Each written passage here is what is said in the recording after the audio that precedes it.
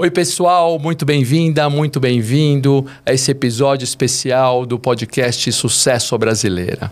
Meu nome é Celso Sberner, eu sou um consultor de tecnologia, de processos, de pessoas há muito tempo.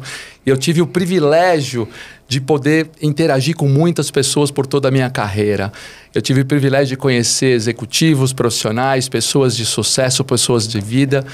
E eu estou muito feliz, muito animado com a possibilidade de executar esse projeto do podcast, de convidar amigos, de convidar empreendedores, profissionais, executivos, de todos os níveis para um bate-papo descontraído e trazer aqui pessoas que têm muito conhecimento, experiência para compartilhar com a gente. Eu espero que vocês gostem, curtam e compartilhem o que vai ser o podcast Sucesso Brasileira.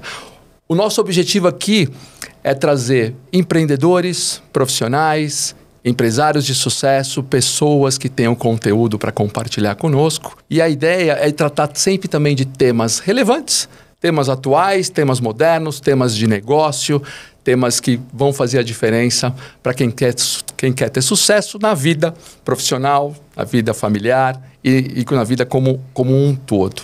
Eu tenho o privilégio de trazer um cara que eu gosto muito aqui hoje. Esse é um cara que eu conheço há muito tempo, desde pequeno. Ele é um empreendedor de negócios digitais. Ele é um cara super especialista em planejamento tributário. Ele é um excelente contabilista. É um empresário de sucesso. É o Luiz Gustavo Oliveira, acho que vamos chamar você de Gustavo Oliveira, né? Que é melhor, Gustavo. E é um prazer imenso estar recebendo você aqui hoje. Obrigado por ter aceitado o nosso convite. Eu que agradeço, Celso. E, enfim, a gente tem muita coisa para compartilhar, porque o tema é espetacular, né? Sucesso à brasileira. O nome diz tudo, né? Não é fácil fazer negócio aqui no Brasil, né? Exatamente. Sabe que desses convidados, quando a gente começou a fazer a lista dos convidados, né? Você é um cara que vive muito, você é um cara de sucesso, né? Eu conheço você de empresas e de toda a sua carreira, que daqui a pouquinho a gente fala dela, mas eu sei que tem esse vínculo com o Brasil muito forte. Antes até de te apresentar no detalhe, te provocando um pouco com algumas coisas que você fala que me chamaram muito a atenção, né? Você começa a falar assim, olha, existe um tripé de coisas que as empresas têm que fazer para não quebrar. Se as empresas fizerem isso, essas empresas não vão quebrar. E 80% das empresas que quebraram não teriam quebrado. Falei, pô, ousado, né? E muito legal o que você falou. Então eu queria escutar um pouquinho essa provocação sua de o que é esse tripé que as empresas precisam fazer para não quebrar. Isso eu não descobri ontem, né? Mas de fato, com o tempo vai passando, você vai amadurecendo profissionalmente e você vai percebendo. Aí você começa a olhar pesquisas de Sebrae, você começa a olhar pesquisas de Endeavor, você começa a cruzar dados, começa a puxar essas informações e começa a entender um pouco mais, uma ótica um pouco mais macro do negócio em si. Uhum. Por que as empresas quebram? Então, sim, se você começa a se perguntar e começa a perguntar para o Google, fica a dica aí porque é legal, perguntar essas coisas para o Google, por que os clientes vão embora? Começa a perguntar, a inquietação vinha e eu falo, eu preciso de resposta. E aí eu comecei a pesquisar, isso já tem uns 10 anos, com muito afinco, assim, com muita vontade. E aí eu cheguei nesse famoso tripé, né, que você está falando aí, que é muito simples. Uhum. Planejamento e gestão financeira, né? Planejamento tributário e gestão de pessoas, formação de equipe. E você vai ver hoje e falar, caramba, a dor, pagar muito imposto, reforma tributária, faz sentido. Putz, equipe, turnover, tal, não sei o quê, competência versus comportamento, como é que a gente resolve isso? Também. E aí você vai falar do financeiro, que é fluxo de caixa, capacidade de geração de caixa, EBITDA, essas coisas. Aí você fala, caramba, tem todo sentido, né? Então, o conjunto condensado da obra está aí. Né? Agora, dá para falar muito sobre isso. Sem dúvida. Assim, e agora, planejamento tributário me parece mandatório no Brasil, né? O Brasil a gente sabe, a gente vive num país de muita peculiaridade, né? De instabilidade financeira, instabilidade tributária e reformas que são para acontecer e não acontecem. Planejamento tributário é mandatório só para as empresas grandes, médias, pequenas. O que tem que fazer para funcionar? Isso tem muito a ver com o hábito, né? Se você começa errado, a chance de você já dar errado logo nos 100 primeiros metros da tua corrida é grande. Então, o ideal é você começar certo, já planejando tributariamente para que você seguir, que você tenha, inclusive, a visão do horizonte. Pô, vou começar pequeno, vou começar no modelo por exemplo, do lucro real, porque eu vou fazer um investimento muito alto de caixa, vou ter uma despesa muito alta, não vou ter lucro operacional nos primeiros 12 meses, né, no primeiro fechamento fiscal. Então, de repente, o lucro real é uma opção, ou o Simples Nacional, se o porte da minha empresa for comportar isso, né, se for dentro desse espectro dos 4 milhões lá, 3 milhões e 600, 4 800. Então, as decisões passam. Agora, como é que o empresário, você, por exemplo, é um cara de TI, de processos, de KPIs e tudo mais, né? O cara do RP. Como é que faz isso? Você ficar entendendo, querer mergulhar, navegar nesse mar. Você entende disso, você tem noção que você implementa módulo fiscal lá nas empresas, mas não no nível da profundidade para tomar decisões desse tipo. O que você precisa? Você precisa de um parceiro bom, que te mostre o caminho. Então, qual que é o problema? A capacitação. A capacitação dos profissionais das áreas, porque o pessoal não entende que contador é igual médico, tem especialidade. Então não adianta, muita gente vai bater na porta do clínico geral, mas tá com problema, tá infartando, entendeu? O clínico geral vai dar uma S, entendeu? O cardiologista já põe o celular na mesa de cirurgia, vai abrir o teu peito, vai fazer uma safena. Então, e ninguém enxerga a contabilidade e a questão do planejamento tributário assim. Adianta eu perguntar para um cara que é especialista em posto de gasolina sobre uma questão de empresa de tecnologia? Ele vai dizer para mim o básico do básico, que é o que um clínico geral diria, ó, tem um remedinho aqui, uma coisinha aqui para resolver. Ele não vai saber. Então existem especialistas de planejamento por indústria. Existe por segmento. Por segmento. Por exemplo, eu trabalho com... Bom, desde que a gente chegou até ter trabalho juntos lá atrás, 20 anos atrás, mas vamos pular essa parte. 25. 20 por aí. 20 e tantos anos atrás. 20 eu tenho já o escritório, então faz mais que isso. Mais. O ponto é que lá atrás já havia, a gente teve uma experiência muito grande com TI. De lá para cá eu tenho um zilhão de empresas de tecnologia e ajudo o pessoal do segmento. Então tem particularidades, porque tem empresa de tecnologia do lucro real que fica pagando impostos do tipo PIS e COFINS na forma não cumulativa, que é aquela coisa de crédito e débito de imposto. Eu sei que às vezes é um pouco técnico, chato um pouco, mas quem está no jogo entende. Acaba pagando mais que os 3,65 lá do outro, e não precisaria. É assim, quem tem empresa ou já teve empresa sabe, né, que o governo é um belo sócio de qualquer empresa no Brasil, né? Então, eu já tive empresa, você já teve empresa, sabe que se você não planejar, não tomar cuidado, o governo ele vira não só seu sócio, mas vira seu sócio majoritário, ele vira o dono de muita coisa, né? Então, assim, é mandatório hoje procurar alguém, procurar especialistas como você, ou escritórios que consigam fazer um planejamento tributário. Ainda mais agora que a gente está nessa discussão de reforma tributária, né? Como é que você vê reforma tributária hoje? O que você pensa e o que vai acontecer conosco? Eu penso que simplificar é necessário. Você conhece aquele ranking Doing Business? Já ouviu falar? Já ouvi falar, mas não sei qual é o ranking. Então, o Brasil hoje ocupa a espetacular posição de 125º melhor país para se fazer negócio no mundo. Por isso que não vou falar palavrão agora ainda. Mas, cara, olha que espetáculo, né, cara? Para fazer sucesso num ambiente desse, meu, o tema é absolutamente perfeito. Para fazer sucesso no Brasil, você precisa ter um pouquinho a mais aí, né? E o mais maluco, né? Eu não vou saber o número exato, mas nós estamos entre os 10 países mais empreendedores do mundo. Então, eu diria que um hospício é muito próximo do que fora. O empreendedor brasileiro é maluco, cara. Ele quer ter sucesso num ambiente de negócio nocivo, malvadão. Ambiente de negócio malvadão, podemos chamar assim, tá? Sim. Porque não é fácil. E você saber cada passo que você tem que dar no aspecto tributário é muito importante, porque... Cara, até 78 milhões, nenhuma empresa de tecnologia deveria pagar mais que 18%, 19% de imposto. Então, planejamento tributário é uma coisa mandatória, né? Mandatório. E é um da sua parte dos tripés aí para a empresa não quebrar. O outro, que é ainda mais complicado, que é gestão de pessoas, né? A gente vive num país, né? A galera sabe aqui, a gente vive num país de baixo nível de educação, Sim. de dificuldade de formação de recursos, né? Em todas as empresas, que você vai em todos os setores, existe essa história, né?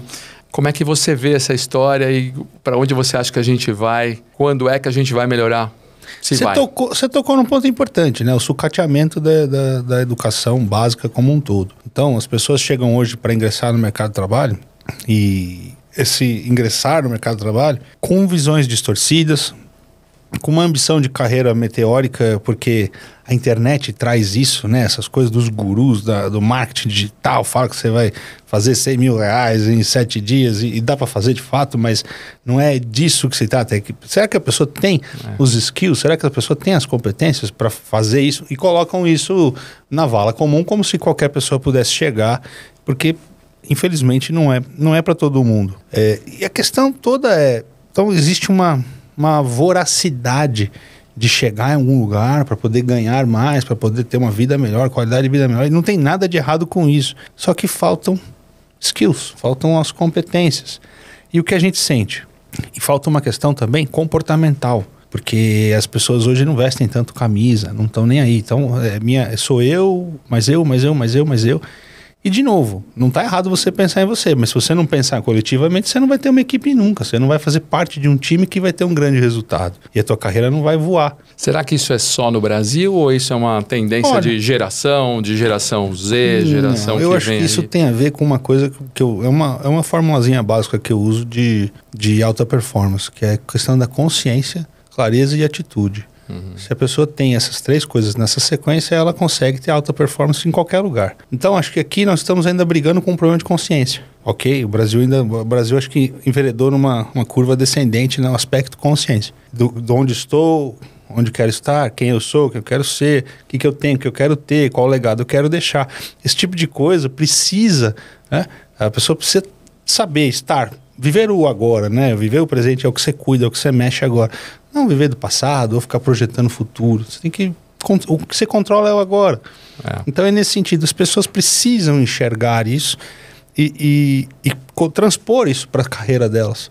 Né? Porque, veja, você fala, mas o que um contador, tributarista tem a ver com isso? Eu sou empresário. Eu sofro essa dor. Meus clientes sofrem essa dor. Me ligam reclamando, porque o contador é meio psicólogo também, né? Sempre acaba sendo.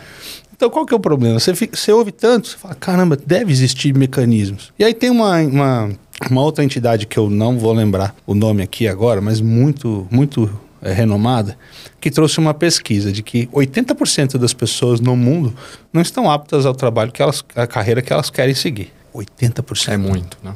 É muito. No Brasil, o número está muito próximo dessa média também. O número é muito parecido com isso. Cara, se 80 pessoas que vão ingressar no mercado de trabalho não estão aptas a desenvolver aquele trabalho, você é empresário ou empresário, qual conclusão que você chega? A gente tem que voltar para a empresa onde você começou e eu comecei, porque a gente começou, acho que na mesma empresa. Sem dúvida. Vamos falar já de carreira aí um pouquinho. E aí, lá, como é que era lá? A gente entrava, tinha capacitação e ia para campo. Capacitação e ia para campo. Então, a gente tem que pegar esse modelo e incorporar para todas as empresas. Tem que formar do zero até o nível que te interessa, entendeu? Enquanto, né, o Brasil não acordar e não entender que a educação vai fazer a diferença e que isso é prioridade sobre outras tantas coisas, a gente vai continuar sofrendo, né? Isso. Eu nem quero falar, você está falando de bastante estatística, nem quero falar daquela que compara a Coreia do Sul com o Brasil há 50 anos atrás, que eram países iguais, e a discrepância que existe hoje em educação, em empresas, em tecnologia. Então, acho que isso vai estar em todo episódio nosso aqui, a gente vai falar um pouco de educação e o que falta, né? Eu vejo, indo para o interior, algumas... dou um pulo no interior de São Paulo, alguns lugares bem humildes, assim, né? E a evolução que teve é que algumas escolas começaram a ser integrais. Que ótimo. Né? Então tá certo, por exemplo, até lá o 3º, 4º ou 5º ano, não vou saber exatamente, as escolas já são integrais. Que ainda é ruim, porque o nível dos professores, mas já é um pequeno primeiro avanço. Olha, vamos pôr essa galera novinha na escola das 9 às 4, das 9 às 5 para almoçar. Então, eu acompanho que isso é um movimento de várias cidades do interior, bem tímido, né? Porque o nível ainda do professor ainda é uma coisa de baixo salário, de baixa valorização.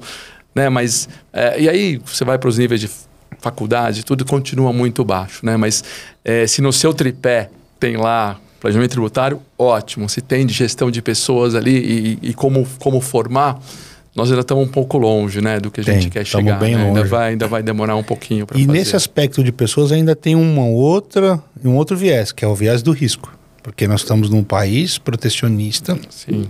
sob os horizontes das regras trabalhistas, o que dificulta enormemente. Sem dúvida. Tivemos uma grande conquista aí no ano de 2017, com a nova legislação, né, com os ajustes da CLT, que permitiu que fosse terceirizado, né, parte. Podemos terceirizar a atividade fim, ou seja, coisa que não era permitido, agora é. Então, o mercado de tecnologia usa bastante essa modalidade e os riscos trabalhistas sobre isso são bastante baixos, perto do que já foi um dia. Né? Não dá para dizer que são livres de riscos, mas são riscos bastante controlados. Se fizer bem feito, fizer certinho, a gente orienta. Então, essa coisa do risco trabalhista também é uma coisa que afugenta, né? Porque tem a ver com isso, né? Como é que você quer... O Brasil crescer precisa de investimento. O CDE. Mas que jeito você vai para o CDE se você não faz uma reforma tributária? Isso. Né? Como é que você também não faz uma evolução trabalhista? Porque o ambiente de negócio é ruim. 100º, 25º melhor. Mas se você tiver nessa fotografia... E o mais legal desse ranking é que ele avalia 4, 5 itens, né? Então, alguns deles a gente até está bem, mas quando você fala em regramento tributário, é 190, a posição é de 190, mais ou menos, 189. E é uma média, o 125 é uma média. Mas você não respondeu. Reforma tributária como está hoje, agora criando o IVA, isso vai ajudar, vai melhorar, não vai melhorar? Qual a sua opinião? Você me pegou, eu confesso que eu... Né? Reforma tributária. É porque não dá para... É só uma opinião, não dá para lacrar, não dá para lacrar, não dá para cravar, mas o que eu posso dizer, e gosto de brincadeiras à parte, é que a tendência é que melhore, mas a carga tributária deve ser percebida, deve ser aumentada. Talvez no supermercado, nem tanto. Depende muito do seu hábito de compra. Há de se perceber uma evolução nisso. Então, a cadeia de produtos, a cadeia industrial, deve sofrer uma pequena redução da carga. Mas, na parte de serviços, a gente vai ver uma tendência de alta. Então, outras coisas que não eram tributadas serão. Por exemplo, patrimônio. Sim. Tem que ficar muito atento a isso. Quem tem patrimônio, que deverá, no caso de heranças e tal, deverá ser tributado. Empresários, que hoje não pagam nada sobre o lucro, deverão acabar pagando uma tarifação sobre o lucro. Que essa é até normal no mundo inteiro. A gente está um pouco... É que assim, a carga tributária que já é muito alta. Ainda pagar mais alguma coisa sobre o lucro, é sobre isso, né? E esse resultado, o dinheiro não volta, não é percebido no retorno, né, do Estado. Então o pessoal fala, vou pagar ainda mais. Já pago um monte, ainda vou pagar mais um tanto. O fato é que, para um PIB de 10 trilhões... 3 trilhões é para o governo, 7 trilhões para a iniciativa privada. Esses 3 trilhões tem que sair dos 7. Então, não tem muito o que fazer. Né? Não vão ser fáceis os próximos capítulos. Eu acho que vai simplificar processos. Eu não quero entrar em detalhes muito técnicos, mas existe, por exemplo, umas bizarrices tipo substituição tributária do ICMS. Sim. Diferencial de alíquota de ICMS. Isso vai morrer? Essas coisas não? Isso morre. Isso morre. Então, isso morrer, de verdade, é um alento para o empresário. Legal. Porque eu mesmo eu me peguei esses dias conversando com um cliente que falou, olha, a gente tem 11 mil produtos aqui, vamos começar a fazer o e-commerce? Legal. Vai vender para qual região? Não, a gente vai vender para o Brasil inteiro. Ah, legal. Você já viu o regulamento de FAO? Então, é sobre isso mesmo, a gente precisa conversar. Mas eu estava vendo aqui nas orientações do Mercado Livre e tal, está dizendo que tem 3 tipos diferentes. Isso. Você vai vender... Olha só a maluquice. Você vende para consumidor final? Vendo. Mas se o consumidor final for pessoa jurídica, pode? Pode. Se a pessoa jurídica ela for contribuinte do ICMS, mas for consumidor final, como é que faz? Cada coisa tem uma regra. E se o produto tem substituição tributária? Tem que ver se tem protocolo ou não. Tudo que eu estou falando aqui é grego para a maioria. Não, todo mundo. Isso é coisa de maluco. Olha o custo disso para sistema, para tecnologia, para consultor, para contador. Pensa o algoritmo, que aqui falando em TI, pensa na complexidade desse algoritmo, quando a gente vai voltar uma lógica disso, é surreal. Bom, vai simplificar, talvez seja boa notícia Então, da forma tributária. O IVA vai ser um dos mais altos do mundo, que ainda vai ter muitas exceções, mas que seja um começo. Eu acho que eu aqui, mais velho que você, escuto falar de reforma tributária há 30 anos. Né? Eu também escuto há 30 anos, porque eu já... talvez nossos pais escutavam há 45 anos, um dia vai ter uma reforma tributária. Que seja o princípio de uma coisa boa, né? A parte triste disso tudo é que as pessoas que estão lá formulando tudo isso, existe um projeto original bom, mas que está sendo afetado por pressões. Entendi. E o resultado final disso, a gente não sabe o que vai dar. O que é pior? Vai se criar um fundamento geral. O pacto federativo, que é a briga eterna, que é o que faz essas maluquices de ICMS e tal, isso realmente vai zerar. Então, essa parte é a parte que a gente sempre dizia antigamente, nós mais técnicos tributaristas, sempre falamos, enquanto não mexer no pacto federativo, não tem o que fazer, como um novo regulamento fiscal, tributário, esquece. Então, está se mexendo nisso. Está se mexendo na premissa. Mas digamos que o que estão criando também não é lá aquela coisa, aquele conselho, aquelas maluquices. Então, assim, pode haver no futuro, pode haver ainda inseguranças, mas vai ter mais clareza. Que bom. Tá? Mais simplicidade. Que seja positivo. Né? O ISS, infelizmente, que é a parte dos serviços, vai ter uma sobretaxa considerável. Então, as empresas de tecnologia têm que ficar muito atentas a isso. Pô, nós vamos trazer muita gente de tecnologia aqui. Vamos ficar tristes com esse seu depoimento aqui, né? Mas é uma realidade. Tô brincando. Se a gente pensar em termos de avanço, de vanguarda, de necessidade, porque a tecnologia traz avanços em todos os aspectos, talvez eles incentivem exatamente por isso, porque existe uma questão de empregabilidade, de geração de renda, de geração de inovação, né? Pesquisas e inovação. Então a tecnologia traz muito isso. Se de repente eles buscarem um incentivo em cima disso, há de se pegar as entidades que representam esse segmento, que vão fazer pressão lá para ver se conseguem algum ajuste aí. Legal. Então eu entendi. Esse tripé a gente tem que ter muita gestão financeira, fazer um planejamento tributário, cuidar da gestão de pessoas. Pessoal, basta fazer isso que a empresa não quebra. Como vai fazer isso? Né? Importante ter profissionais igual o Gustavo e tudo o que envolve isso para que funcione. Legal. A gestão financeira, né, só pensando assim numa questão da gestão financeira, hoje também, pela dificuldade de ter profissionais, as pessoas não enxergam o horizonte financeiro. Claro, empresas menores têm mais dificuldade, empresas maiores têm um corpo técnico melhor. Mas hoje também existe muita solução, porque as empresas de contabilidade, em geral, também têm feito exatamente a terceirização desse financeiro para as empresas menores. Esse outsourcing financeiro, porque ajuda demais. Então, o empresário consegue ficar mais focado no core business dele, né? No negócio, na venda, naquilo que é o métier dele. Né? Legal. O que me impressiona em você, o Gustavo sempre impressionou, né, que você tem esse lado técnico muito, muito forte, né? E você conseguiu fazer disso para o lado de empreendedorismo, né? Então, pegando um pouquinho sua carreira, eu fiz a lição de casa, né? Eu vi lá que você é um filho da PUC. Desculpa essa piada antiga, mas você fez PUC, né, que é uma excelente universidade. E aí você começou lá na PwC, PricewaterhouseCoopers. Sim, né, no nosso tempo era PricewaterhouseCoopers. Que era só a PW, né? Isso na década de 90. Isso.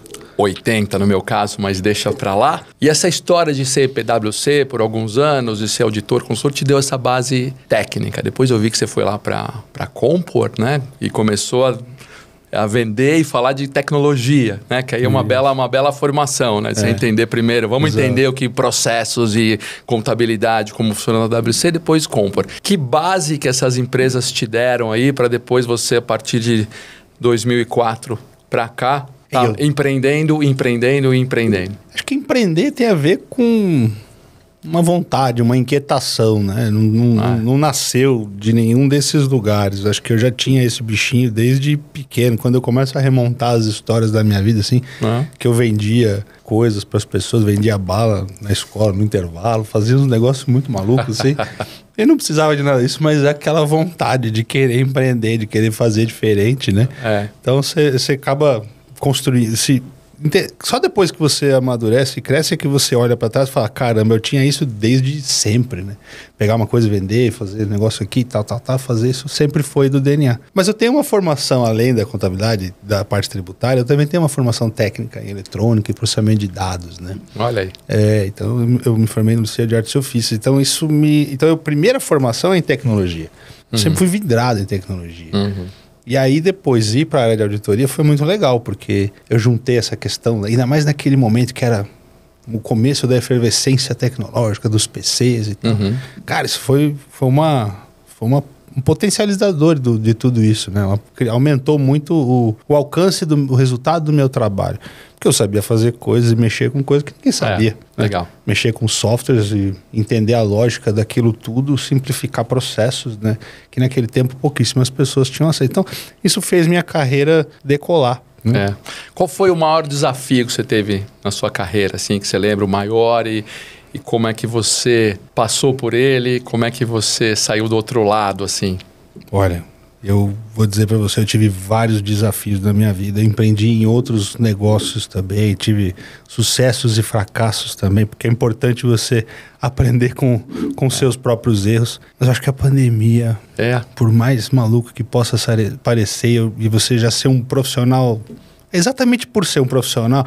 Ali eu já tinha um escritório de contabilidade há 17 anos, certo? Quando veio a pandemia, eu tinha 17 anos de empresa. Rapaz, aquilo fez com as colunas assim, ó, bateu um terremoto. Pô, recente. Então o maior desafio foi agora, 2020, 2019, 2020. Porque eu estava empreendendo no mercado digital, né? Tava ali combinando as duas coisas, as duas atividades. Eu tive que fazer uma opção, tive que fazer uma escolha. Eu tive que tirar o pé de uma canoa, voltar para uma, reestruturar, reinvestir, assumir como CEO da empresa novamente e pegar e ter que limpar a área.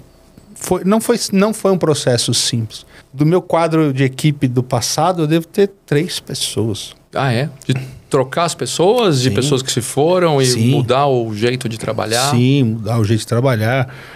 E a pandemia trouxe uma coisa na cabeça das pessoas, que ou tinha que trabalhar home, ou tinha que fazer isso, tinha que fazer aquilo. E certos processos, o home vai muito bem. Na área de TI vai ótimo, na área do marketing também. Na área da contabilidade nem tanto. Não é tão simples assim, é bem diferente. Por conta de perfis. E aí por isso que entender de pessoas é legal. Sim. Você faz lá, pelo menos o DISC, o básico. Um assessment básico de perfil de pessoa. Tem gente que não consegue trabalhar à distância. Não, sem dúvida, né? A gente sempre falou, né? Eu sempre trabalhei com tecnologia, a gente sempre falou que de revolução digital, de inclusão digital. A pandemia foi o maior acelerador de inclusão digital possível. Inimaginável, na verdade. Foi. Que você tinha muita gente que assim, pessoal, você não está trabalhando online, remoto para fazer a sua reunião? Desculpa, a única forma de você fazer agora é trabalhar remoto, online, fazer uma reunião por vídeo e falar com seus clientes, ou você não vai mais ter cliente, não vai ter trabalho, não vai ter mais projeto. Uma loucura. Esses 5 anos de experiência, 6 anos, né, podemos dizer, de experiência com o digital, né? Eu tenho vídeos publicados desde 2016, com canal, com YouTube e tal. É uma coisa que eu gosto muito de fazer, né? Eu sempre tentei trazer isso para dentro do universo da contabilidade, dos processos e tudo mais. Esse mercado digital é muito dinâmico e o mercado de contabilidade é pré-histórico. Então, assim, a gente ainda sente eu quero ver todos os KPIs dos meus clientes. Rapaz, eu estou conseguindo chegar nesse ponto agora. É fácil. E eu aposto e ganho que tem gente que está perguntando o que eu estou falando, entendeu? Porque muita gente não sabe ainda lidar com a gestão. O Brasil, por ser tão burocrático, tão maluco, tão xarope assim, em todos esses aspectos, o empresário ele não está conectado com essas coisas. Quais são os indicadores de negócio que fazem com que eu possa, né? Por exemplo, numa empresa de tecnologia, a relação folha-faturamento, ela tem que ser medida mensalmente. Sem dúvida. Então, esse desafio da pandemia, como você me perguntou, só para finalizar, ele me colocou presente de ter que fazer uma escolha profissional, de ter que dar passos para trás, avançar, pegar uma empresa. Eu digo que minha empresa tem 20 anos, mas ela, em termos tecnológicos mesmo para valer, tem 3. A pandemia, daqui para cá, é outra empresa. Trocar RP, trocar tudo. Redesenhar tudo, redesenhar. Fazer uma empresa de novo, só que é uma empresa que já tinha 17 anos de história. Então foi um desafio. Eu gosto de ver sempre o lado positivo da coisa, né? Lógico. Então, o lado positivo da coisa, né? Acho que para mim, para você e para todo mundo que estava no mercado, né?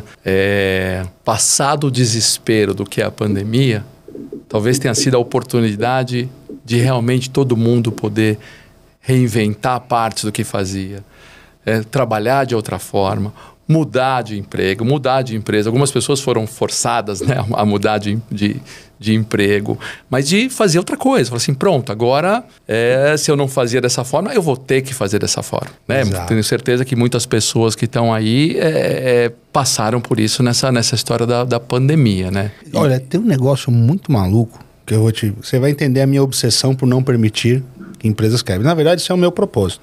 Okay? Pô, que legal. Isso é o propósito. Era a minha próxima pergunta. Qual o seu propósito? Já voltamos nele ali, daqui a pouco a gente volta. É por isso que eu acordo cedo. Tá? É o que me move. Que bacana. É saber que a gente tem as competências para não permitir que empresas quebrem. Agora, quando eu olho para a pandemia e vejo o governo publicando medidas provisórias semanalmente, uma em cima da outra, gerando efeitos positivos para que as empresas não quebrassem. E eu Cara, eu tava sendo bombardeado. O que eu fiz? Eu comecei a gravar vídeo de casa ali, meio de camiseta, de qualquer jeito. Pegava o Diário Oficial às 7 horas da manhã, lia aquilo, destrinchava aquilo. Quando era 10 da manhã, eu já estava com o vídeo editado, publicado, com a medida provisória que saiu naquele dia. E já bombardeava os clientes, falando, pega esse link e manda para os clientes. Eles têm que enxergar isso aqui. Eles têm que ver isso. Então, por isso que eu te falo, foi tão desafiador. Porque... Mas olha que legal, né? Então, por isso eu falei o lado positivo. A pandemia permitiu você fazer isso. Talvez você ia demorar anos para fazer isso. Se eu não tivesse tido toda aquela experiência do digital, que a gente tem desde 2016, né? Que eu tô com a Rose e tal, e a gente tá fazendo isso junto. Cara, se eu não tivesse tido toda essa bagagem, eu não teria conseguido. E aí, olha que efeito maluco. Isso é sensacional. Você tem ideia de quantos % das empresas do Brasil quebraram nesse período, pandemia? Puta. O Sebrae soltou essa estatística. Não sei, mas bastante, né? Bastante. 15%, próximo de 15%. E aí eu olho para minha carteira, porque querendo ou não, é uma população, é um universo, né? Sim. Chuta um percentual aí de quanto? Sei lá, 10%, 12%. 2%? 2%. Pô, que legal. Ou seja, as pessoas vinham até nós para perguntar, vou por aqui, pego esse negócio, esse dinheiro do governo aí, coloco a pessoa em suspensão e redução, para quem eu falando aqui, o pessoal vai começar a lembrar, né, como é que foi. Deixa esse cara em casa, o governo pagando. Que bacana. Eu para cada cliente eu falei, faça isso, faça assim, faça assado, faça isso, faça aquilo. Que bacana. E aí você acaba conduzindo o cara no caminho seguro a tal ponto. Ele falou, mas e lá na frente? Eu falei, lá na frente a gente vê. Porque o futuro eu não sei o que vai acontecer. Enquanto tá vendo uma ajuda, a gente tem que se valer disso e acreditar que vai funcionar. Lá na frente a gente discute. Depois a gente vê. Por enquanto a gente tem que manter a empresa viva. Sim. Valeu o esforço. Valeu. Por isso a pandemia tem alguns efeitos colaterais positivos, né? Claro, 15% de empresas quebrando é horrível, a gente vê tudo mudou, né? O mercado mudou, mas tem uma herança aí para contar para os filhos, para os netos. Olha, isso aqui a partir da pandemia aconteceu algumas coisas positivas, né? E aí não só no Brasil, mas no mundo como um todo. E falando nisso, do seu propósito, já entendi, e voltamos a essa história de não quebrar empresas, sensacional. E como é que você se vê daqui a 10 anos? No Brasil, no mercado, espero que no Brasil, né? Não sei, espero que você não se veja em Portugal, ou desse que todo mundo quer ir, mas como é que você se imagina que daqui a 10 anos, nesse cenário que a gente está, e o que você tem planejado, se é que tem um plano? Tem bastante plano, porque o que não falta é plano, né? Quando você está na posição do estratégico, basicamente o que você faz é planejar o seu e o dos outros, né? No meu caso. Assim, pensando a brasileira, né? Sim, existe muita especulação sobre muita coisa, mas eu acredito que o Brasil venha fazer parte da OCDE. O meu mercado vai sofrer um impacto muito grande em relação a isso, porque no momento em que simplifica, os players ficam, né, vêm com tudo para cima, né? Os grandes players não invadem muito o Brasil porque fala, isso aqui é para maluco, né? Estão indo embora? Parece que a Starbucks vai embora do Brasil, não vai? Mas isso tudo bem, mas players do segmento de tributário e contábil não vêm para cá. Vem. Só vem as Big Four e uma ou outra. Então eles não estão aqui. Não. A hora que você pegar aquela galera que está lá e vier para cá para valer, e outros players estrangeiros já têm estatísticas do mercado aqui, a hora que simplificar o ambiente, vai ter uma enxurrada de... E lá é 5 para 1, vamos falar assim, vamos arredondar? $1, R$5, né? Ou seja, $1 milhão, que não é nada para eles, vira 5 milhões aqui, que é muito para muita gente. Então o nosso segmento assim, de contabilidade deve reduzir. Hoje são 90 mil escritórios quase. Eu imagino que vai cair para uns 10 mil. É mesmo? Então a gente tem uma necessidade de crescimento visceral. Sim. Ou a gente se estrutura e cresce, ou a gente vai ser engolido no caminho. Entendi. Então, para daqui 10 anos, a gente tem... o mais importante é estar entre os 10 mil escritórios possíveis aí que vão estar por aí. Então, daqui 10 anos tem que ser um desses 10 mil aí, um escritório maior e mais bonito que aquele seu escritório na Brigadeiro lá. Você gostou? Que eu fui ver, que é um escritório maravilhoso. Quem não conhece, depois tem os dados do Gustavo para conhecer. Então, vai ser mais... maior e mais bonito que aquele. E aí, pegando esse gancho, né? O quanto que inteligência artificial ou automação vai mudar para ser um desses 10 mil escritórios aí. Não sei se você chegou a pensar nisso agora, mas é a onda que a gente está vivendo, né? A gente vive uma onda de inteligência artificial. Eu vou te dizer o que a gente já robotiza hoje. Hoje em dia, quando a empresa usa determinado tipo de ferramenta, algumas delas a gente já conversa isso com a nossa ferramenta através de robôs. Tanto no aspecto fiscal, tanto no aspecto contábil. Então, os lançamentos contábeis já vem automático para cá, porque já está pré-parametrizado. Sim. E disso aqui, já tem uma outra ferramenta que já gera os KPIs. Então, os indicadores de negócio já estão todos mapeados. Fez o fechamento aqui, seja fiscal ou contábil, já tem indicadores de negócio para o dono da empresa olhar aqui. Instantaneamente. Isso já existe, isso já está funcionando. Né? Então, assim, os robôs, a inteligência, a tecnologia robotizada, inteligência artificial também está embutida nisso tudo, já existe nos processos nossos hoje. Sim. O que eu acho que ainda vai crescer ainda mais é você conseguir robotizar cada vez mais coisas que precisam dos seres humanos. Isso não tem... Isso é um caminho sem volta. Um caminho sem volta. E o que eu sempre falo para a minha equipe em relação a isso? Eu falei, gente, eu não estou fazendo isso porque eu quero me desfazer de pessoas. Não, eu quero a capacidade intelectual das pessoas entregando o propósito, que é não permitir que as empresas quebrem.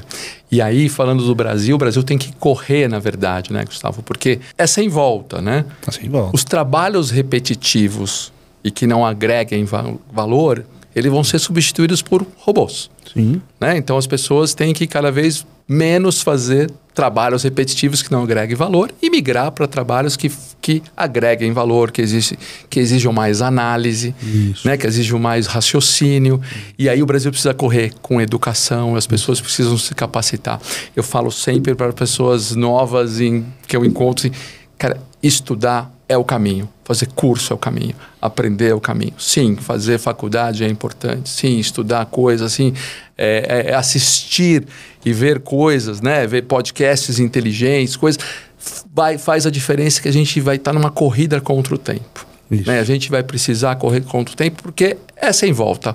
Automação, robotização de processos, inteligência artificial, está vindo à tona numa velocidade de pandemia. Isso. Né? De pandemia. Muda o jeito de trabalhar. Né? Nós vamos ter alguns episódios aqui falando de chat GPT e falando de inteligência artificial. É uma loucura o que se faz hoje. A gente usa chat GPT há praticamente um ano na empresa. Desde dezembro do ano passado, para fazer documentos, gerar documentos. E a galera é extremamente habilitada em usar chat GPT. Que bacana. Eu preciso mandar um documento para o cliente. Então já coloca aí as premissas, né? Faz o teu prompt direitinho e tal, e manda para eu dar uma olhada, eu reviso, faço alguma sugestão, eu reviso os prompts. Porque o pessoal da nossa geração tem uma vantagem, né? A gente é do tempo que não podia errar na datilografia e pensava o que ia escrever antes de escrever. Então você pensa antes de fazer a pesquisa. Pesquisa tudo que você tem que pesquisar para que a resposta venha pronta. Pô, vou te entregar. Você fez datilografia? Fiz. Pô, Eu também. Eu acho que você fez também. Sem dúvida. Bom, eu tenho diploma até hoje. Eu tenho no colégio, tinha. Na 7ª série tinha datilografia, mas algumas pessoas não sabem o que é datilografia e deixa pra lá. É só como digitar mais rápido. Só mas pra você saber que a gente não é tão jovem assim. Não, datilografia, sensacional. Deixa eu te falar uma coisa, vamos... Posso só fazer um parênteses rápido? Claro, sobre esse negócio muitos. De tecnologia. À vontade. Antiga, lá atrás, nos anos 80, 90, começou a terceirização da contabilidade, porque os departamentos contábeis e fiscais eram todos dentro das empresas, até das médias e pequenas. Uhum. Ou seja, o custo com o pessoal era muito alto. E isso começou esse processo de terceirização. Sim. Hoje, em função exatamente da robotização, da tecnologia, da inteligência artificial, hoje nós conseguimos fazer, por exemplo, o financeiro, que eu estava comentando agora há pouco. Uhum. Então, existe uma onda imensa agora. É bem provável que daqui a algum tempo, o mesmo impacto que teve de terceirização do contábil, do fiscal e da folha de pagamento lá atrás, vai acontecer exatamente da mesma forma com o financeiro. Coisa que há 10 anos não se via. Então, também é fruto desse mesmo processo de inteligência artificial, robotização dos processos. Sim, que bacana. Então vamos surfar essa onda, certo? É o que tem que ser feito. Vamos surfar a onda. Legal. Você fazendo tudo isso, né? Então eu que conheço o seu trabalho, sei lá. Então o escritório, clientes, empresário... e clientes complexos, eu sei que você se envolve no detalhe técnico e planejamento tributário. E a pergunta não tem nada a ver com isso. Como é que você equilibra aí vida profissional com vida pessoal? Como é que você lida, né? Porque se você ficar só nesse mundo, você não vai estar com a saúde que precisa para estar lá entre os 10 mil escritórios grandes que vai estar com certeza nos próximos anos. Eu faço parte de um grupo de pessoas que se encontram, né, com alguma frequência, e nesse grupo a gente tem uma hierarquia, né, de prioridade na vida. Família em primeiro lugar, depois o trabalho, ótimo, depois o resto. Né? Então, quando você tem na sua cabeça isso bem construído, não há o que discutir quanto que é primeiro, que é segundo, que é terceiro. Eu sou um workaholic, né? Então, a Rose já trabalha comigo, então isso já ajuda muito. Tem família perto todo dia, 24/7, né? Tem gente que fala que é maluquice, eu particularmente acho espetacular, eu gosto. Conheço outras pessoas que são doidas como eu, então eu não me sinto só no mundo, né?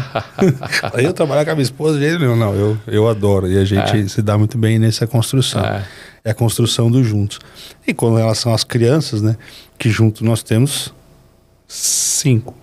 5, né? Ela tem 3, eu tenho 2. 3 e 2 são 5. O carro da família tem que ser... 7 lugares. Tem que ser sempre 7 lugares e está sempre preenchido. Mas é que já tem filho na faculdade, né? E tal, ela também. Então, tem todo um lance assim já, né? Mas tem pequeno também, com 9 anos. Caramba, então tem que ter muito sucesso. Tem que ter muito sucesso à brasileira. Tem que ter muito sucesso à brasileira, cara.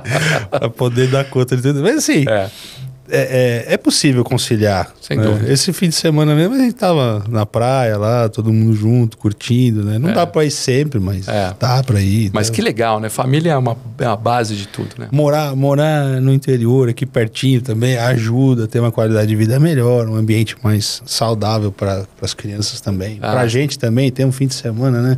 Você sabe que você tem um fim de semana gostoso ali, um lugar calmo, tranquilo e tal...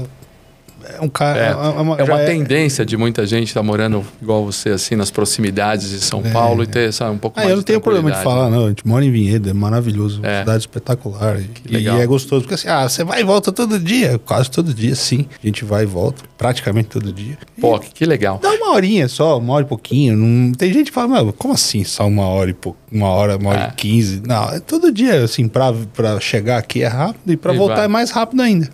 Pô, que legal. Então perto de São Paulo, a vida profissional, a vida pessoal estão muito próximas aí, junto com a Rose. Quando você caminha junto assim, fica mais fácil. E saudável. Exercício físico, precisa? Olha, tem feito? Eu ganhei medalha de prata num torneio dos contadores esse fim de semana, jogando ping-pong.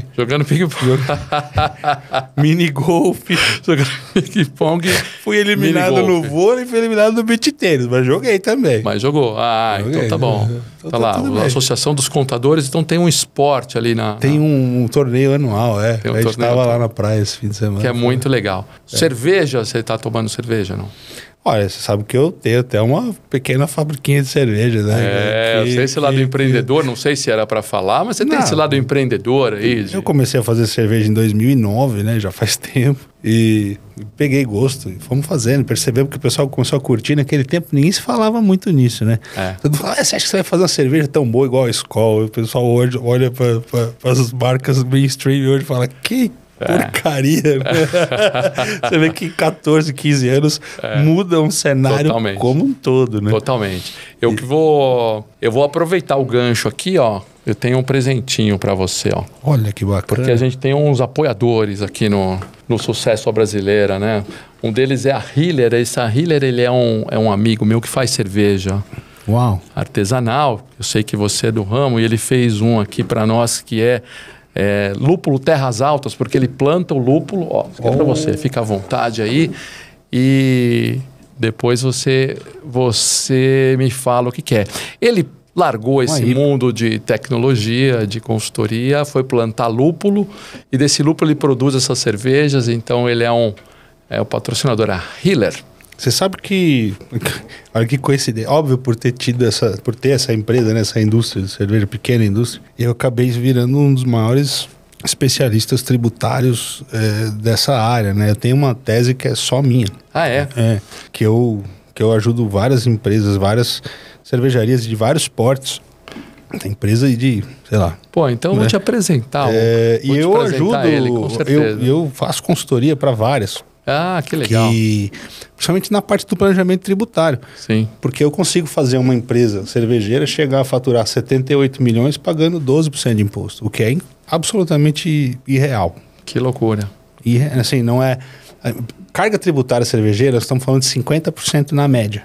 Uhum. Eu estou falando que até 78 milhões eu consigo fazer o cara ficar em 12. Caramba! Então se o Cantídio, que está escutando você, ele vai te ligar daqui a pouquinho. Você entende a diferença que um tributarista pode... Sei que vocês entendem o que um tributarista pode fazer de diferença no jogo. Mas por quê? Porque eu sou vamos supor que isso aqui seja dermatologia. Você é um apreciador da cerveja. Vamos supor que isso aqui seja dermatologia. Eu sou um dermatologista quando se trata do mercado cervejeiro, entendeu? Eu sou um especialista daquele negócio. Que legal. Essa cerveja ele fez para um outro patrocinador nosso aí, apoiador, que é a Multi. A Multi é uma empresa de consultoria. E a Multi, que eu também faço parte. Né? E aí, legal. Se você vê o rótulo aí da cerveja, né? Ele juntou tecnologia com cerveja bonito. E fez aí uma...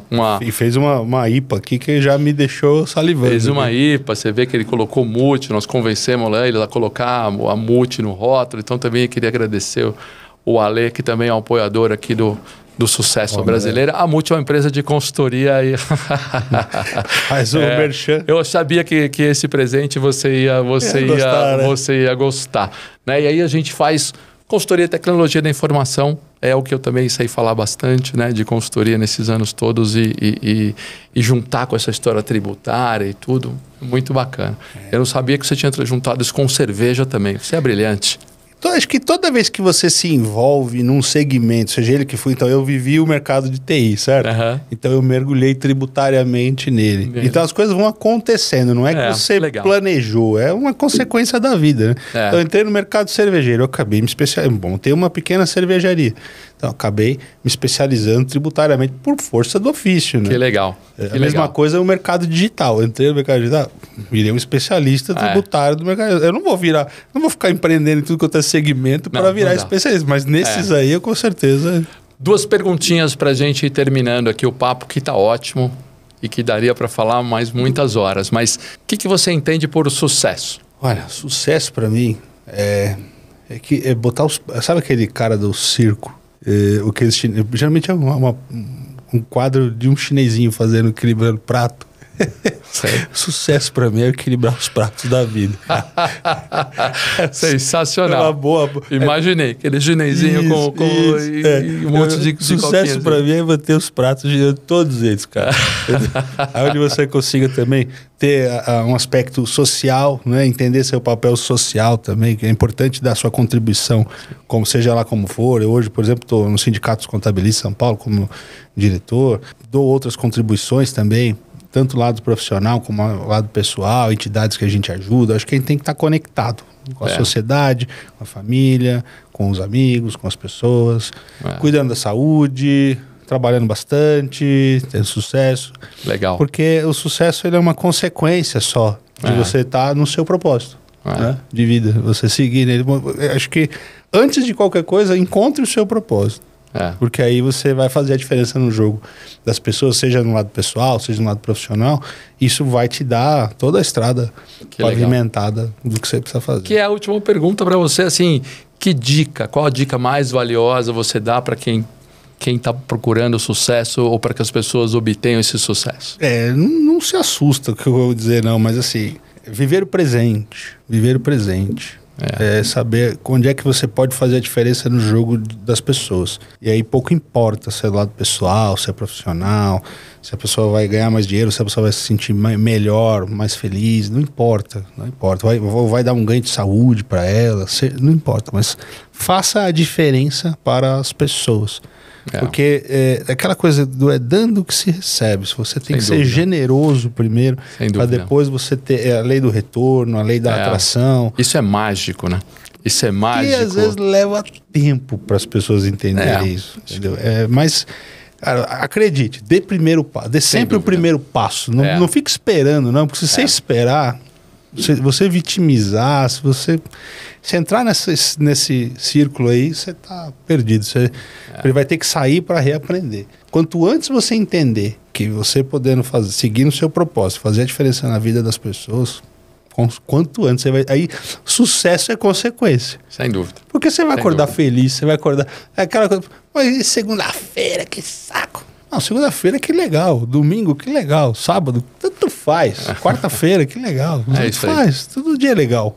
Cada dia você está fazendo uma coisa com algum propósito que tá te conduzindo para você deixar um legado. Sim. Então, pensa nisso, né? Pensa nisso porque isso faz a diferença no jogo. Isso aí. Brilhante.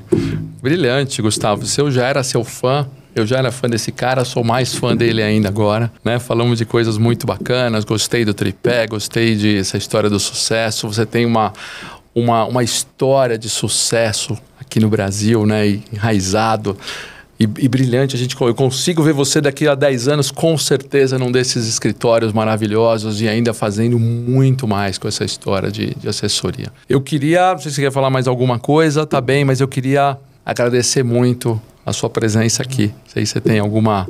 Não, só para finalizar, eu tenho que agradecer a você, a toda a equipe, aos patrocinadores, a estrutura que vocês montaram, né? Estão aqui nessa infraestrutura legal. Toda vez que eu for chamado para falar sobre como how doing business in Brazil, né? Ou como ter sucesso no Brasil, como fazer negócio no Brasil, eu estarei porque faz parte do propósito. Legal. Como ajudar esse empresariado, como é que a gente...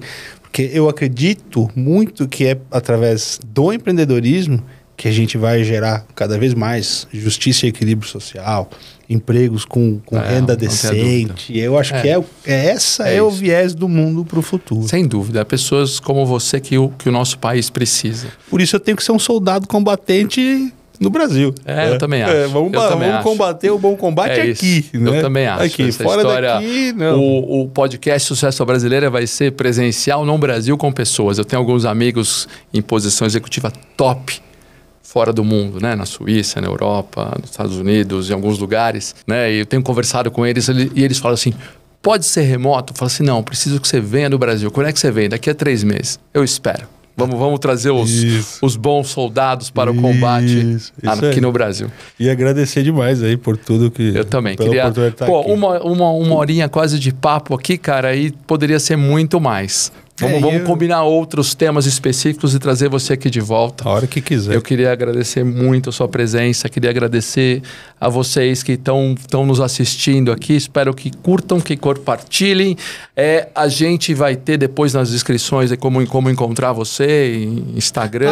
Tem, @lgs.oliveira. Pode mandar direct lá.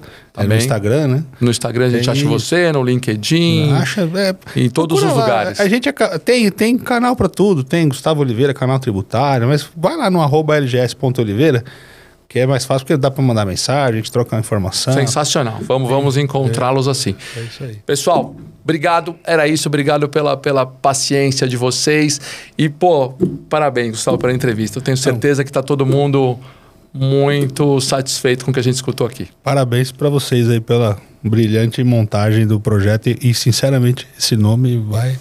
diz tudo, diz ao que veio, cara. Tomara. Boa. Obrigado, cara. Obrigado. Valeu. Até mais.